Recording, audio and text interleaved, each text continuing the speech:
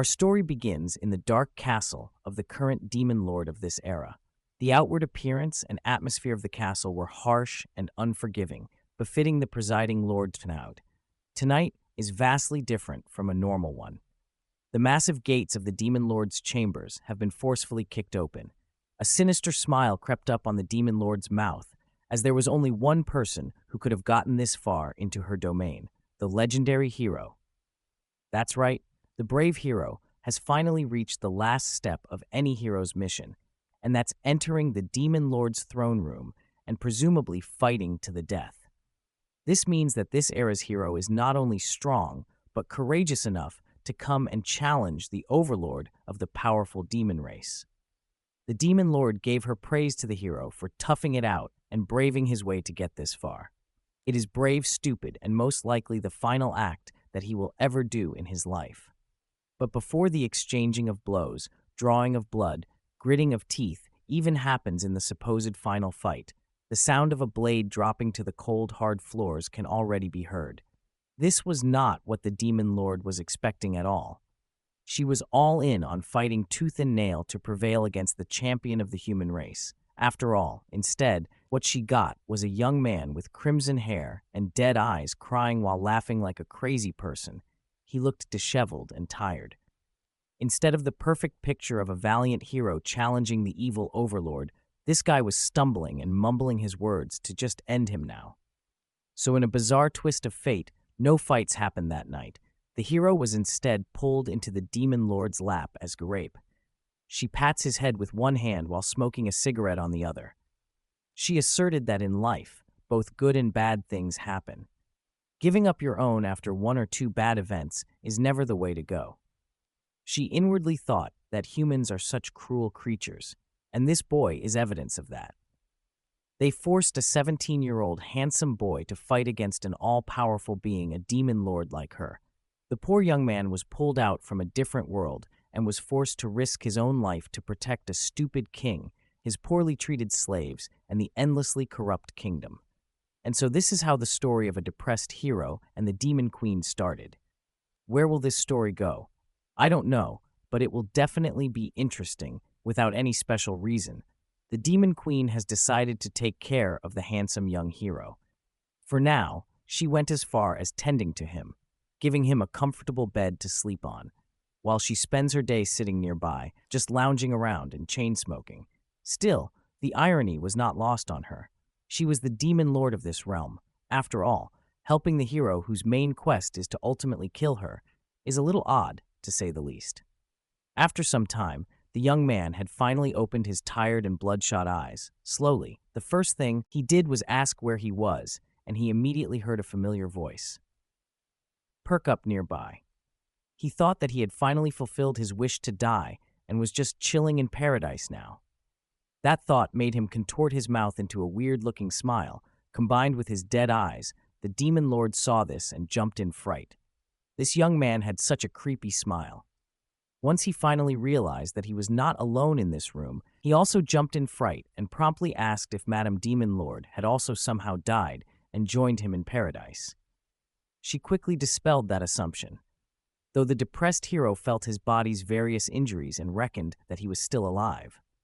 The next question in his mind was, where in the hell he really was. She casually explained that they are in one of the rooms of the Demon Lord's castle. On account of the hero crying so much that his eyes turned as red as his hair and eventually fell asleep on her lap. That's when the Demon Queen herself carried him over to rest in this room. Now that he was given the rundown of the situation, the next thing he wants to know is, when does this woman plan to finally kill him? She lazily answered that there won't be any killing happening. She just won't kill the hero, at least not now. Instead of feeling relief from hearing that he gets to keep his life, he looked even more downtrodden and disappointed. Instead, the halls of the Demon Lord's castle looked dark and bleak. The only source of light in the room being the moonlight from the open windows and the spark of the Demon Queen's cigarette. As she walked through her domain, she couldn't help but ponder just what in the world was wrong with this hero. Also, he's been here for quite some time now, and she doesn't even know his name. Thinking about him constantly got her blushing just a little bit. That guy was weird, or maybe she got it all wrong, and she was the one being weird in this scenario. She was running errands all around the castle when she was halted by the sight of a bright light coming from the front. On the massive balcony on one side of the castle stood the young man that she rescued. He was just standing there, unmoving, like a statue under the bright light of the shining stars in the night sky. It made the Demon Queen pause. She walked closer and asked the hero if he was enjoying the stars tonight. The young man barely paid any attention to her, let alone her casual question. He just gave a nonchalant hi. Then the young man stated that when he looks at the stars, he remembers one of his good friends. To that personal bit of information, the Demon Queen did not know how to respond. She might not know what words to say, but the beauty of the night sky reflected upon her eye and beautiful face were plenty enough as a response. The Demon Queen thought that this might just be the right time to ask the hero his name. The brief look of life in his eyes was gone once again. After hearing that question, he had almost forgotten his original name. Everyone in this world just calls him a hero. Sometimes people call him Hey, or Kill the Monster, or Little Shit, or Untalented Dumbass Monster, and many more. Demon Queen reeled him back a little and clarified that she wanted to know what his parents named him. That clears things up nicely. The hero's name is Itami. While still looking up at the stars, not letting her eyes let go for a second, the Demon Queen wanted to present Itami with an offer. Hearing those words come out of her mouth in such a sultry voice made the depressed hero blush. His tears were starting to well up again. For some reason, she noticed this and was confused once again. It seems like this guy really likes crying every time they interact with each other. Itami started trying his hardest to wipe the tears away, but they just kept on flowing out. It's just that in this cruel world, he was called by his original name only 2 times. He was just glad to hear it again after a long time. She did not think that it was that big of a deal. She did not think that the human world had been even harsher on this young man than she initially thought. Demon Queen wanted to continue what she wanted to say. When she was about to call him hero, she made the conscious decision to stop herself midway through.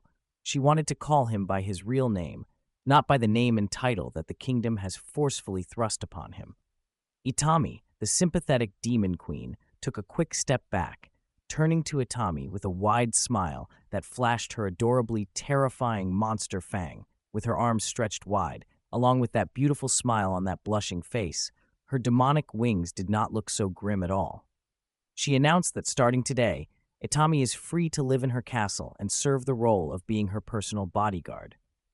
She promised that everyone would be calling him by his real name. From now on, the sight of this supposedly ruthless demon overlord looked more like an angel sent from above in Itami's perspective. Every time she says his name, his broken heart repairs itself bit by bit, and when she finally said that he would be happy here, the tears that were born from grief and debilitating sadness were replaced with tears of comfort and hope for the second time in his life. Itami's wounded heart and soul began to heal ever so slightly. The emotion-filled night has passed, and the sun has risen on the Demon Lord's castle. Itami and the Queen were walking the halls together. It's a good thing that the demons in here don't know how the hero actually looks like. This way, Itami can freely roam the castle under the guise of a new human ally. That last bit of information came quite as a surprise.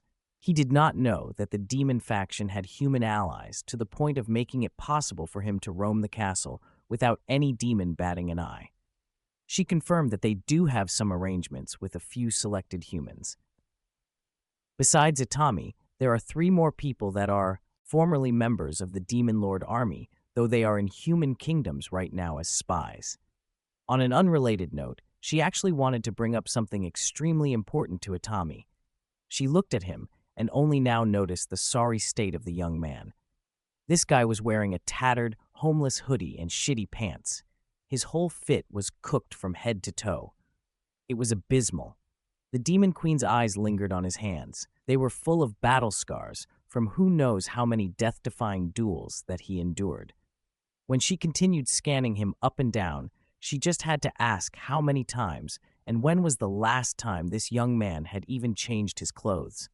Itami meekly explained that he hasn't had the chance to change clothes since arriving in this foreign world. That cannot be possible, as far as the Demon Queen knows. The hero was summoned 2 years ago, and the human king announced his arrival to shock the entire world back then.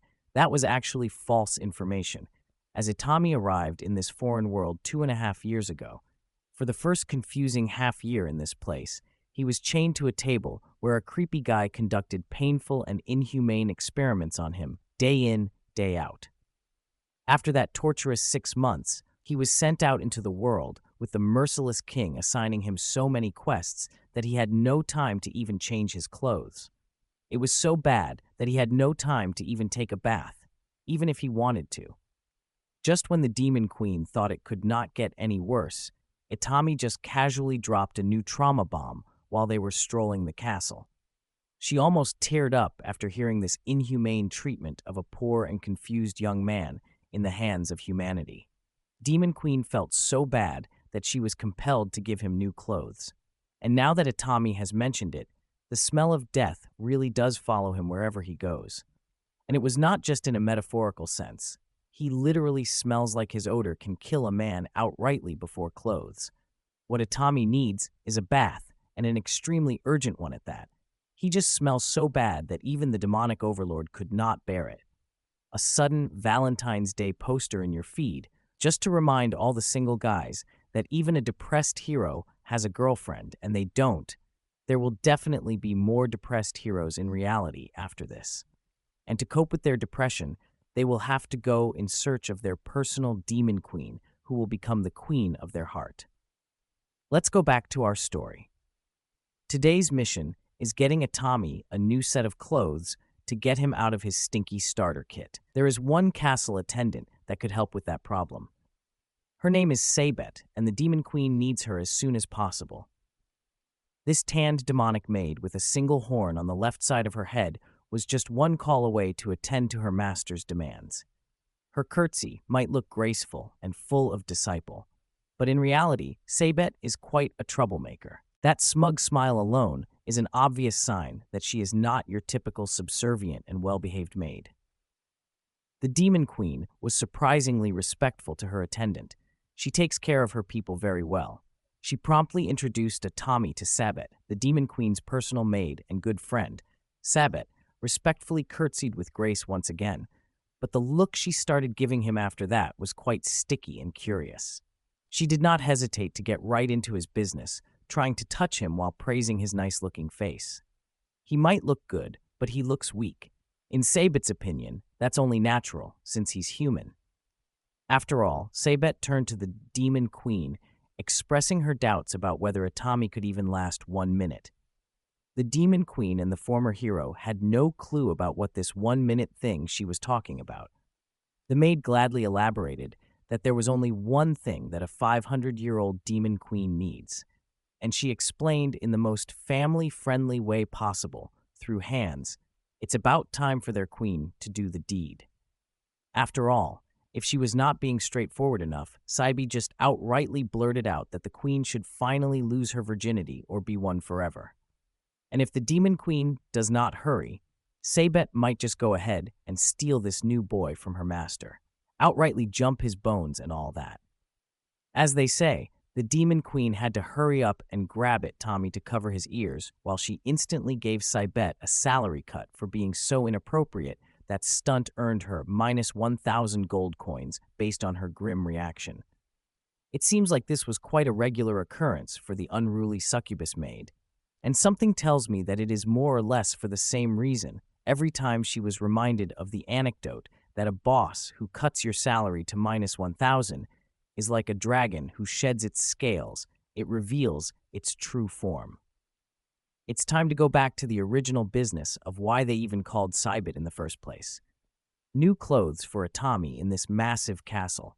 They don't really have new clothes that will fit the frame of an average human. But what they have are the Demon Queen's brother's wardrobe. Maybe one of those outfits will fit the young man. Sabet was quite reliable when it comes to these things. She really thinks things through when it comes to what's best for the queen and the castle.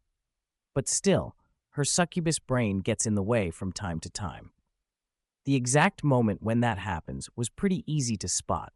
It's when a bright blush appears on her tanned skin. Of course, the demon queen can easily read what this unruly maid was thinking in just a single look for a fraction of a second, and she won't hesitate to screw her head back in with a punch when Cybet starts thinking of lewd stuff. Today's clothing mission has led them to the castle's storage room where some of the queen's brothers' clothes are quietly put away. There are mountains upon mountains of garments of many different kinds. In this massive room, the three of them had to split up in hopes of finding something that will fit Itami. What's surprising is that these heaps of clothing belong to just one person. He must be quite a fashionista. Thinking about it, pissed off the demon queen out of nowhere right now, her brother's girlfriend likes dressing him up like a doll. That was why his original wardrobe has been thrown to fill up the storage room. Itami was quite worried that the brother would mind if they took his clothes without permission, but the queen was quite certain that it would be okay. That brother of hers never wore these clothes. Anyways, he just likes to wear that one black coat that she gave him some time ago. Upon quite a decent chunk of time looking through the mountains of fabrics, Cybet finally found something that caught her eyes and could fit Itami. The queen then turned to the former hero and nonchalantly ordered him to undress so they could see how well it would fit. Itami was quite prone to giving in to pressure, so he immediately started undressing in front of the two ladies, slowly exposing his toned body. The two women seeing this felt like lightning just struck them both. The demon queen even paused her chain, smoking for a while. In shock, Itami cluelessly looked at both of them and asked why they were looking at him weirdly, as if his ripped body riddled with scars everywhere was not weird at all. Demons, no matter how brazen they might be, consider it rude to ask about scars. It's a cultural thing, but they both really wanted to ask Itami about his abnormal number of marks. Finally, after looking like a homeless bum for 2.5 years, the former hero looked at least decent. Now, he might not look like a valiant hero, but he looks nice. Of course, if you ask the succubus in the room, she will gladly confess that Itami looked a lot better without any clothes on pants, and all the demon queen had to step in and threaten to cut her salary for the second time today. Or Cybet might have just jumped at Tommy right then and there when no one's around. The demon queen's personal maid likes calling her by her given name, Callie. Today, she was busy with paperwork, and Cybet wanted to give her a drink break. Demon Queen Callie does not like getting interrupted in the middle of work, but Cybet was just way too curious as to where in the world did Itami got that many scars all over his body.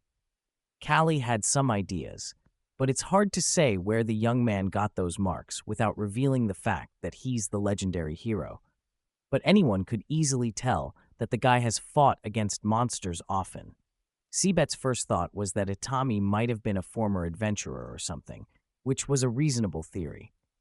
Callie neither confirmed nor denied her personal attendance. Assumption. Still, as far as Cybet knows, not even a demon can endure that many grisly wounds on someone's body. Besides, the mind suffers from wounds at that scale, in quantity too. The queen did not take that into account. It's just another addition to the pile of anguish that the young man has suffered. She knew all too well that constant battles are dangerous for the mind, especially battling against someone like her little brother. This little detail did not escape Cybet's sharp ears. Callie just slipped up and revealed that Itami had fought against the queen's brother. Callie did not mince words any longer. She could easily deduce that Itami had fought her little brother at some point in time. Only her little bro could leave someone looking like that. But this was quite a revelation to her personal maid. That just means that Itami is supremely strong. Fighting against that monster is one thing, surviving is another. On top of that, Itami is clearly just a weak human. On that note, Cybet remembered something crucial regarding this subject. Her voice started shaking as she informed the queen that her brother would be returning to the castle today if those two meet each other. Now there's no telling what might happen. Actually, There's no need to theorize what would happen anymore. What Cybet was fearing was already underway in the lobby of the Demon Lord's castle. Itami and the Queen's brother, who still have bandages covering the wounds all over his body, had already seen each other in this unlikely place. They laid eyes on each other, enemies that have fought and beaten each other within an inch of their life. They held neither animosity nor fear, but Lil Bro was not going to let this human roam the castle casually like this. He told Itami to call his sword right this second. They had a gentleman's promise between them. Itami swore that he will kill himself. For a moment, a different kind of smile surfaced on the former hero's face. He then raised his scarred hand to call his blade Sagi. He remembered the promise they made to each other. The legendary blade Sagi came bolting through the halls of the castle with incredible speeds, eventually finding its rightful place in Itami's hand. It's about time they fulfilled that promise between the two of them. Whatever that may be, it was nearing dusk, and the two men went outside of the Demon Lord's castle to settle their differences.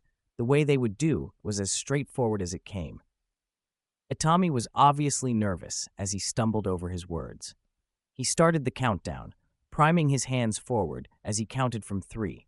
The Queen's brother looked him directly in the eye, seemingly sizing up the former hero as he counted down to 2. Dark circles were apparent around Itami's eyes, but there was a new luster of life in them compared to when he first barged into the Demon Queen's throne room. He counted down to 1. He began the fight by ordering his legendary sword Sagi to jump right into the fray. It was so fast that it whistled through the air, the blade swerving unpredictably, making it incredibly hard to avoid. But Lil Bro was quite a skilled fighter. He was a monster of the Demon Lord's army. After all, he casually jumped and hopped onto the legendary blade like it was a skateboard. Still, this was not the way to deal with a flying sword at all. He was now riding the blade, but its speed did not decrease even a single notch. Itomi was awestruck by how bizarre Lil Bro responded to his fast-paced attack as he called Sagi back to his hand. Both fighters were quite absent-minded in this fight. They did not make the moves they would have otherwise made to neutralize the opponent. They even made the amateur mistake of accidentally bumping against each other once Sagi was beckoned back. Now they both lay on the ground.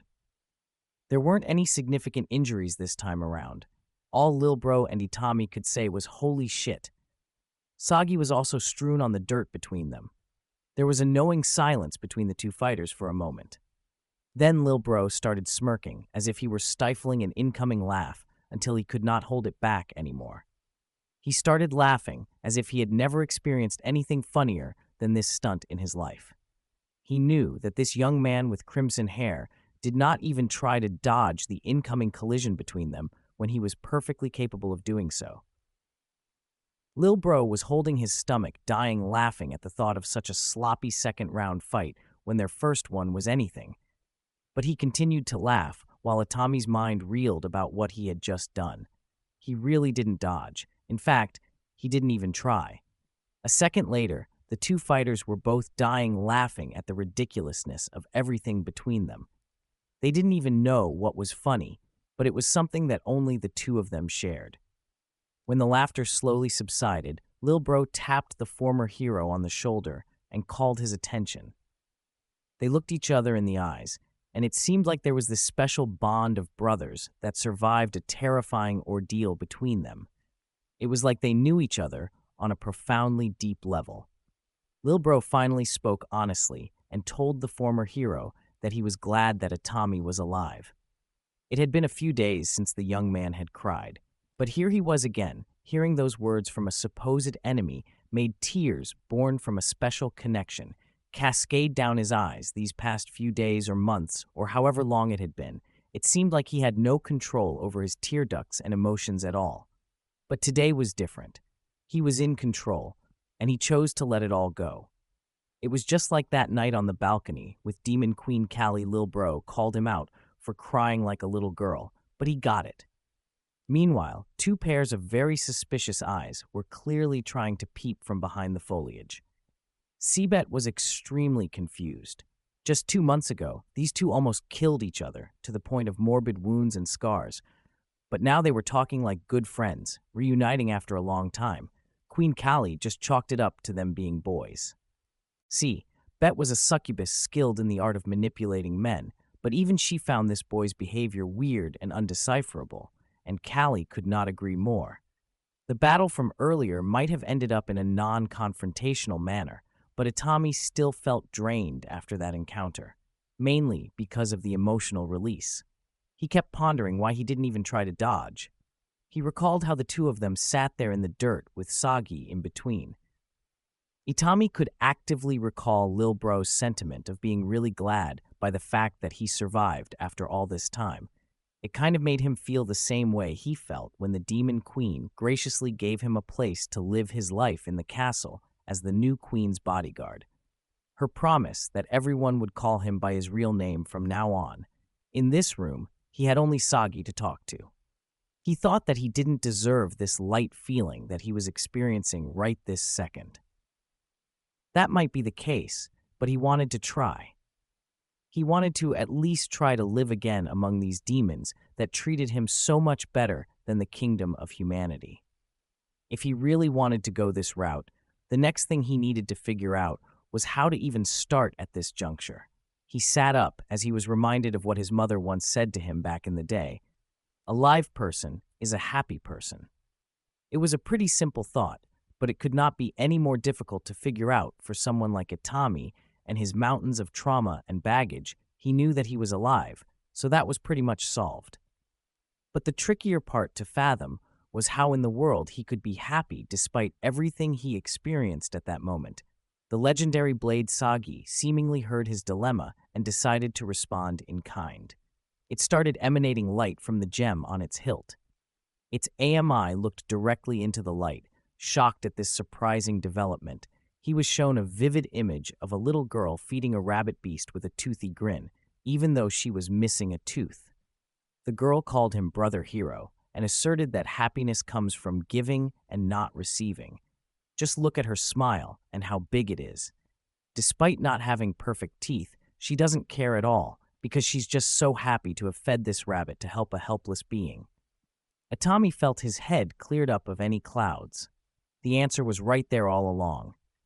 Sagi just needed to guide and push him to it a little bit. The first step he wanted to do was to get out there into the world and do good for both his and others' sake. Itami just seemed a little too eager to even use the stairs, so he just jumped from the balcony out of his room. Hero diving into the ground and asking one of the maids if she needs any help for anything. The maid was just doing her chores, singing without a care in the world. So she was shocked to hear and see the queen's bodyguard appearing out of nowhere. Saibit was just doing her usual rounds around the castle, and she saw this exact scene out in the courtyard. Itami was actually interacting with other people instead of gloomily isolating himself inside his room like usual. It was certainly a bizarre and new sight. She quietly watched from a distance as the young man bashfully helps the maid with her chores. The green-haired maid was very into it. She was practically swooning as fireworks exploded in her heart and head, while Sabet was watching from afar. The first thing she thought about was Demon Queen Kali and how her boy almost got stolen right under her nose. As if the exchanging of words and intimate glances were not enough, the two had already graduated to gradual physical touch in no time. Another day, another new shenanigan in the peaceful Demon Lord's castle. Demon Queen Kali didn't even know what she was looking at in this situation. She just asked her personal maid, Seabit, if this thing was really necessary. With a grim expression on her face, the succubus resolutely answered that this was a matter that needed to be addressed as soon as possible. She even went as far as essentially abducting poor Itami, securely tying him to a chair and gagging him with tape. This whole stunt looked utterly ridiculous to the queen.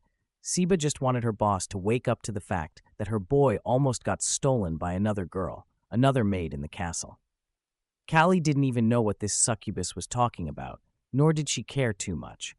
The maid felt sorry for her master. Sure, she was the great demon queen, adored by her people and feared by the enemy, but she was such a foolish woman to this. Kali threatened to cut the maid's salary in half, but this type of intimidation tactic would not work anymore. It had gotten to the point that she could not cut what didn't exist anymore. Itami had lived in the Demon Lord's castle for only 2 weeks now, and in that short span of time, he kept on doing selfless deeds that led to the establishment of a fan club of some sort. The members included the maid girls and even the queen's little brother. This time, it had become clear to Callie just what was at stake. She finally saw what her personal maid was so desperately trying to make her look at, with these two fearsome women teaming up. It was not looking good for our boy. Sibet had an inkling of an idea. She read somewhere that if they cut a male creature's balls, he would become calmer by nature. Callie was blinded by the rage that was building up. She agreed that Itami did not need those balls anyway. Sibet was just glad that her master was finally on board after being so blind for so long. The duo immediately set out to find scissors. Itami was already freaking out as he heard this ridiculously unhinged conversation. He was helplessly bound and gagged, so he could not even scream when the two finally decided that they would just use a sword after failing to find scissors. Meanwhile, Lil Bro and his tall blonde girlfriend were visiting and paying respects to someone's grave not far from the castle. It was at this moment that he felt a tingling sensation. The brotherly connection he shared with the Tommy made him feel as if something was incredibly wrong. This prompted him to cut the grave visit short, as he needed to go right now and fast. Somehow, someway, he knew that his friend needed him, so Lil Bro ran as fast as he could to reach the castle right away. Inside the Demon Queen's office, the two women were still debating on the exact method to cut Tommy's balls off. They feared that if they used a sword, the young man might die, as humans just have inherently weak bodies. Unbeknownst to them, Lil Bro had already snuck in. He tried his best to figure out how to untie the bindings, but Sibet was just too good at it. For some reason, he did not even know what Itami did to deserve this treatment. Callie was starting to consider just leaving the former hero tied up for the rest of his life so they wouldn't have to cut his balls off. That plan might not work, though. Lil Bro was just dragging the whole chair to get out of this place. First and foremost, Sibet wanted to propose another plan, but Callie already knew that it would most likely be lewd, so she stopped the maid from elaborating further. The next day arrived, and it was as if the almost neutering event had never happened. Itami was lounging around the castle halls, looking at a lone flyer posted on one of the imposing pillars. When Queen Callie happened upon him during her usual rounds, he was so engrossed in reading the flyer that he didn't even notice the queen until she spoke up and asked him what he was looking at. The former hero was extremely fascinated by the fireworks flyer posted up. He didn't know that demons celebrated the fireworks festival too. It turned out that it was an interracial holiday celebrated by every race on this continent had its own version of the fireworks festival. That's because on this day, everyone remembered those who were no longer with them. In this world, death was a universal experience, so it was only fitting that everyone celebrated those who had passed. Itami was clearly fixated, not just on the flyer, but on the event itself. Queen Kali could see that, so she went ahead and asked the young man if he wanted to go to the festival without a second thought. It's-me answered that he would like to, but he had the duties of serving as Kali's bodyguard, sticking to her closely at every waking hour. At times like this, he should be ready to protect the queen in case something unexpected happened. Kali was kind of surprised to hear something very logical from this boy. Still, she knew that he badly wanted to go to the fireworks ceremony. Looking at his hands, he was even clutching a recipe for a firework tightly. She inwardly thought that Itami must have really wanted to go for some reason. Of course, there's a reasonable compromise to this. If he couldn't go without her, then they should just go together. The look in his eyes was quite dim, as if remembering something or someone. Demon Queen Callie started blushing at the fact that if she brought up the possibility of going to the festival together, it would totally look and sound like she was asking him out on a date. Thinking that it wouldn't be too bad, she just brute-forced her way out of the awkwardness and blurted out the question of maybe going to the fireworks festival together. She sounded composed, but her blush told a different story. She continued that since she also wanted to go to the festival, they might as well just go together to diffuse some of the thick tension. Now she wasn't the only one blushing. Itami was getting red up to his ears too. It seemed like the plan was locked in, but first they needed to give that firework recipe that Itami was holding so tightly to the demon firework master. This whole interaction was, of course, under the scrutiny of three very familiar figures hiding inside a potted plant. Lil Bro felt like his ears were lying to him. Hearing his big sister ask someone out like that was surreal. Cybet assured him that they heard it all correctly. The demon— Wait, please wait. Hear me out. If you enjoy this video, how about you subscribe, like, and hit that notification button so that you will be able to be notified when I upload another video.